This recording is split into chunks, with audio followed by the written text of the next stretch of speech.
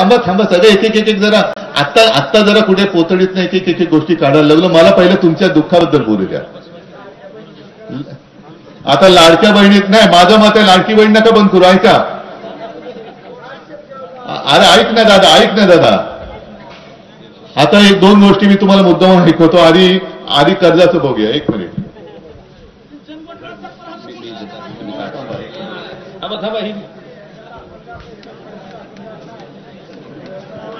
हे थांबा. आमच्या शेतकऱ्यांना पूर्ण कर्जमाफी आपण देणार आहोत. शेतकऱ्यांचा साथ धरा, करूया कोरा कोरा कोरा.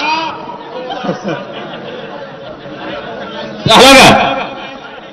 हा टाळ्या अजून वाजवला ना टाळ्या. मग हेच तुम्हाला मी सांगतोय. जसं निवडणुकीच्या आधी शेतकऱ्यांचा सात बारा करू, कोरा कोरा कोरा. आता लोक विचारतात, शेतकरी विचारतात, आता कुठे पाळायला चोरा. हा, मत चोरी करून सत्तेवर आलंय. तसंच माझं मत आहे उलट आहे.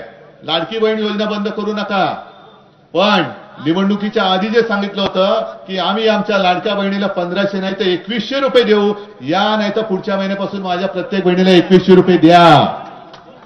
बरोबर. आमचं म्हणणं काय की आता शेतकऱ्याचं जे नुकसान झालं त्यांना भूतो ना भविष्यती. असं संकट यापूर्वी मराठवाड्याच्या मी अगदी जे वयोवृद्ध शेतकरी आहेत त्यांना मी विचारलं, त्याला आमच्या आयुष्यात कधी असं संकट आलं नव्हतं, कधीच नाही. म्हणजे आतापर्यंत मराठवाडा हा अवर्षणग्रस्त होता, थोडासा दुष्काळी म्हणा पाहिजे तर.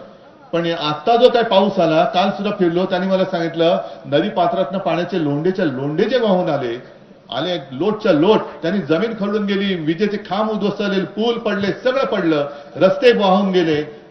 आणि मी तुमच्या मध्ये येऊन तुमची व्यथा विचारताना आपल्या राज्याचे मुख्यमंत्री म्हणतात उद्धव ठाकरे टोमणे मारतात.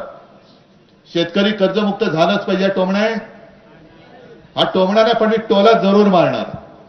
हा टोलाच मारायचा आहे. माझ्या शेतकऱ्याला हेक्टरी 50,000 रुपये मिळाले पाहिजेत. हा टोमणा आहे काय?